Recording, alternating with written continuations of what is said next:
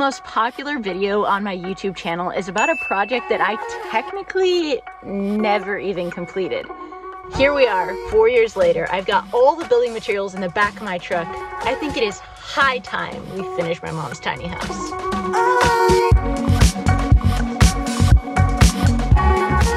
Before we started building the tiny house, we got some hard news about my mom's health that put everything into perspective. Knowing that our time with her might be way more limited than we wanted it to be, all of a sudden spending as much time with her as possible became our biggest priority.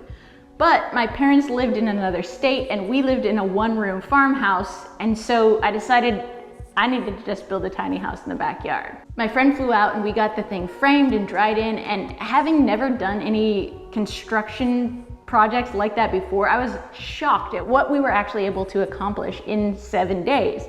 She went home, then flew out a few weeks later, and we put up the insulation, we ran wire, and we drywalled, and the space was basically ready to finish out. But then my husband and I got some more life-changing news and found out that we were gonna have to move across the country. So my mom helped us pack up the farm. She was sitting in the passenger seat as we pulled the trailer with our entire farm, animals, everything in it across the country and landed here in Tennessee. We had way more land, a bigger house, and some huge dreams for what we wanted to do here. My mom spent most of the last 2 years helping us build those dreams.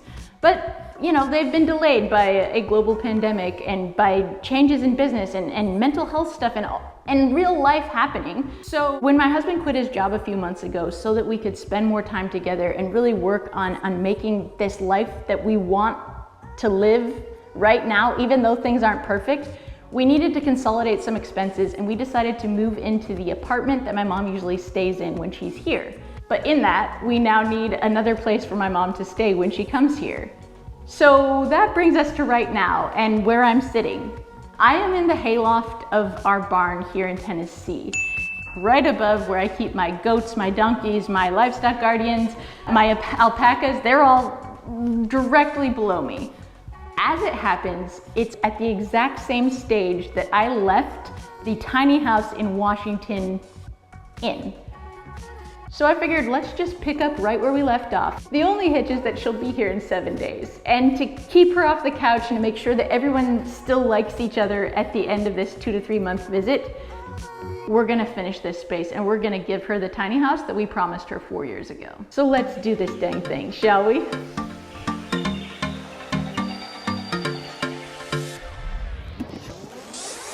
Before I can start laying the floor, I need to get the space cleaned up. There's a bunch of drywall splatter and nails that are still too high. But one thing that's really great about the flooring that I found is that it has a foam backing on it already. So I actually got to save like 300 bucks by returning the foam rolls for the vapor barrier that I had purchased already. I'm gonna use some garden tools to scrape up some of this stuff, hammer in the nails, and then try to figure this dang thing out. Observations as I'm getting into this laminate flooring. First, this is basically like working in Willy Wonka's chocolate factory where the roof keeps getting shorter and shorter, which is giving me pause as to how we're actually going to be able to use a lot of this space in here. Hey, the room is getting smaller. No, it's not. He's getting bigger. He's at it again. But second, I remain bad at math. And I watched a video that was like, this is one of the easiest jobs you could possibly do, which is now making me question a lot in life.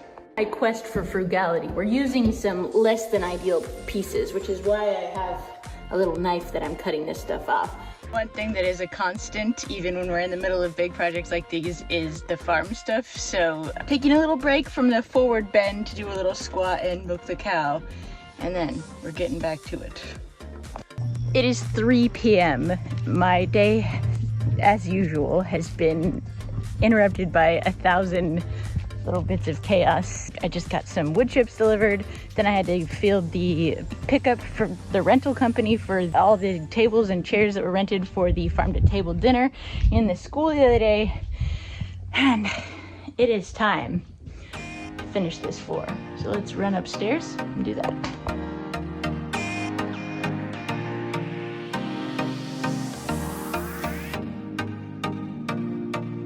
A few hours into this, I have about a quarter of the floor laid, and seriously miraculously. My neighbor heard me banging around down here and came out to see what was going on. And I'm so thankful he did, because first of all, he happened to have some tools I was missing. This is a little bar pulling tool that helps you get the end corners in. And this thing helps you seat the pieces without messing up the cardboard. And these shims keep the wood off the walls, keep everything lined up. I can't even imagine having gotten all this done without that stuff. I was sharing a ton about my early frustrations with this project with people on my Instagram stories, and a ton of people were like, oh, it's way easier once you've got the first line or two in, and they were totally right. Very tempted right now to just lay down and enjoy the fruits of my labor because A, my back hurts, but B, I just spent the last like 30 or 40 minutes redoing this whole section of floor because I made a mistake. And it's a pain in the butt to have to undo it. Also, the closer that I get to this ledge over here, the chances that I just accidentally back over it and fall down the stairs are quite high. Will anyone judge me if I just like fall asleep right here and get this started back in the morning? Until tomorrow, little floor.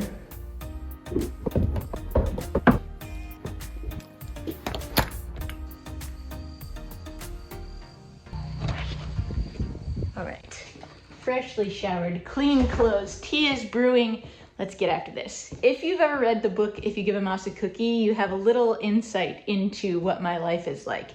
Let's rewind back way before the tornado blew the roof off the building, before we framed out those windows.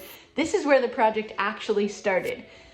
To be able to accommodate all of the extra electrical infrastructure that was going to be needed to put anything upstairs in the hayloft, I had to put a new electrical panel in my barn.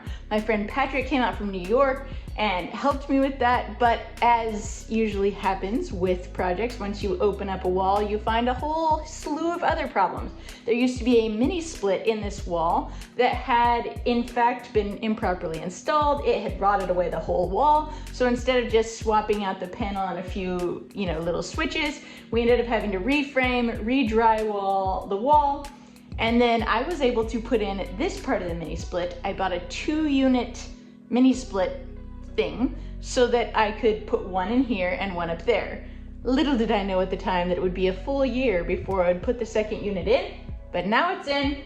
We're ready to turn the electrical back on and make sure that everything works.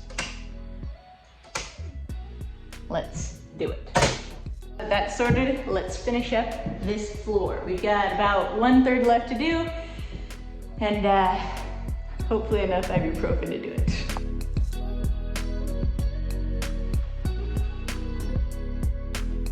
I just found a major problem. So as I was creeping up to this wall, I saw that the floor was getting wet, and when I took a closer look, the air conditioner unit is leaking down the wall and onto the floor. Thankfully, I caught it before it's gotten into the floor, and we have, hydrophobic insulation. So as long as we can, get it dried out, I'll take a look in the morning and see what's going on with the AC unit. But man, we don't have the margins for setbacks like these right now. Shoot.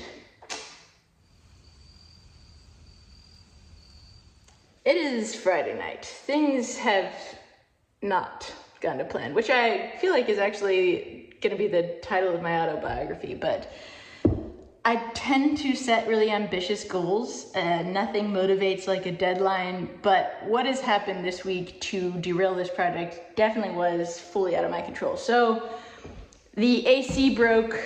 I tried to fix it myself, but because we're dealing with drywall, insulation, and MDF flooring, I wanted to make sure that it was actually fixed right. So I called the local HVAC company, had them come out and take a look at it. They told me that one of my lines was punctured, so they repaired it, allegedly, turned it back on, flooded the whole space. I will not include that footage because this is a family channel, but suffice to say, I basically lost 2.5 days of my 7 days to getting that whole situation sorted.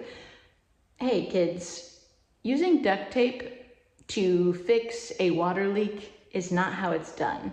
And I just want to make it fully clear that I was not the one who used the duct tape. We'll leave the rest to your interpretation.